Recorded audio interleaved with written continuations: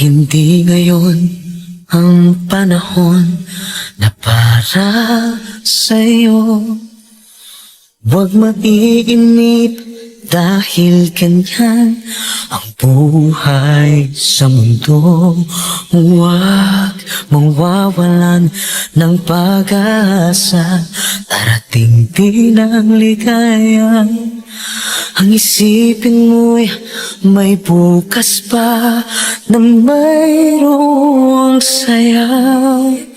Gabi ko ay hindi hadlang upang tumakas ka.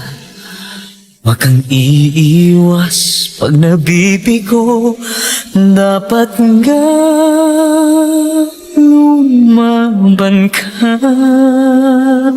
Ito, ang balita ngayon, makahulugan ang naging pahayag ni Raquel Pempenco, nanay ng sumikat na international singing sensation na si Charis Pempenco o kilala ngayon sa pangalang Jake Zaires nang makapanayam ito sa vlog ng showbiz insider na si Morley Alinio. Hindi lingid sa kaalaman ng karamihan na hanggang ngayon ay hindi pa okay o nagkakaayos ang mag-ina. Matatandaang maraming beses na nag-post sa social media at nabalita pa ang panawagan ni Mommy Raquel na sana ay umuwi man lamang ng Pilipinas ang anak na nasa ibang bansa matapos pumanaw ng halos sunod-sunod ang kanilang kaanak. Napag-alamang hindi umano nagpaabot ng tulong pinansyal si Jake para sa pagpapalibing ng mga yumaong kaanak sa kasagsagan ng pandemya. Kahit na ganito, hindi itinanggi ni Raquel na namimiss na niya ang kanyang anak. Wa-fakels na umano ang nanay kung hindi na nga magpaabot ng tulong ang anak pagdating sa pinansyal na aspeto, pero hangad niyang mangumusta lamang ito sa kanila sa Pilipinas. Iyon ang kulang ngayon kay Jake, dahil alam niya na hindi kami in good terms. Siguro kapag nag-reach out lang siya, "Mi, okay lang ba kayo dyan? Mi, huwag ka mag-alala, okay kami dito, okay ako dito. Gusto ko lang ng malaya na at malayo na sa showbiz. Okay, sige, ingat ka dyan.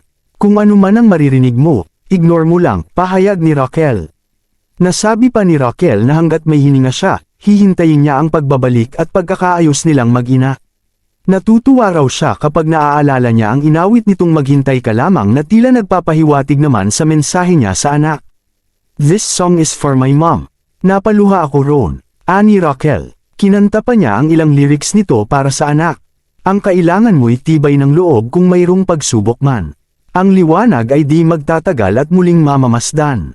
Ikot ng mundo ay hindi laging pighatit kasawian. Ang pangarap mo ay makakamtan. Basta't maghintay ka lamang. Ang bigat sa dibdib, Mommy," reaksyon ni Morley. "Paborito naming kantang dalawa yan," segunda naman ni Raquel.